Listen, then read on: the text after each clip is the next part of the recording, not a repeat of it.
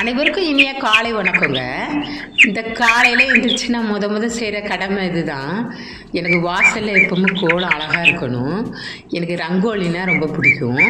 அந்த ரங்கோலி தான் ஈஸியாகவும் போட முடியும். நம்ம இஷ்டத்துக்கு இழுத்துக்கிட்டே இருக்கலாம், ஆனால் அழகாகவும் இருக்கும்.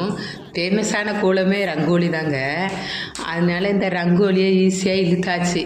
பாருங்கள், ஏதோ எனக்கு ரொம்பலாம் போட தெரியாது. பாருங்கள் எப்படியோ போட்டிருக்கேன்.